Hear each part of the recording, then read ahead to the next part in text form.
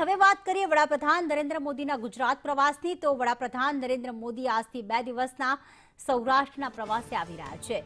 બપોરે તેઓ રાજકોટના હીરાસર એરપોર્ટ ખાતે આવશે, જ્યાં તેમનું ભવ્ય સ્વાગત કરવામાં આવશે। હીરાસર એરપોર્ટથી સીધા જ તેઓ સોમનાથ પ્રથમ જ્યોતિર્લિંગ ખાતે રવાના થશે।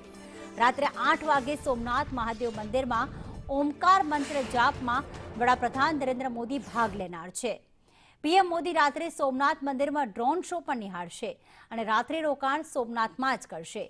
જ્યારે આવતીકાલે સવારે 9:45 સોમનાથ ખાતે યોજાનાર જે શૌર્ય યાત્રા છે તેમાં તેઓ ભાગ લેવા જઈ રહ્યા છે। સાથે જ 10:15 સોમનાથ મંદિરમાં દર્શન અને પૂજન અર્ચન કરશે। તો 11 વાગે સોમનાથમાં જાહેર કાર્યક્રમમાં તેઓ સંબોધન કરશે અને સોમનાથની જે ગાથા છે, સોમનાથ જ્યોતિર્લિંગનું જે શૌર્ય છે, જે મહત્વતા છે તેના વિશે આ સંબોધનમાં વર્ણન કરવામાં આવશે। સોમનાથ બાદ રાજકોટમાં જે કાર્યક્રમ છે તેમાં તેઓ હાજરી આપશે અને રાજકોટ ખાતે યોજાનાર જે રિજનલ વાઇબ્રન્ટ સમિટ છે તેનું 2 વાગે વડાપ્રધાનના હસ્તે ઉદ્ઘાટન કરવામાં આવશે।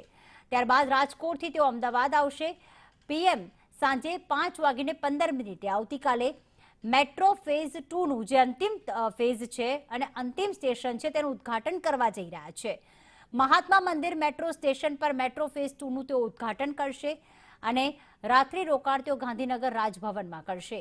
જ્યારે સોમવારે એટલે કે 12મી જાન્યુઆરીએ જર્મનીના ચાન્સેલર સાથે તેઓ મુલાકાત કરશે।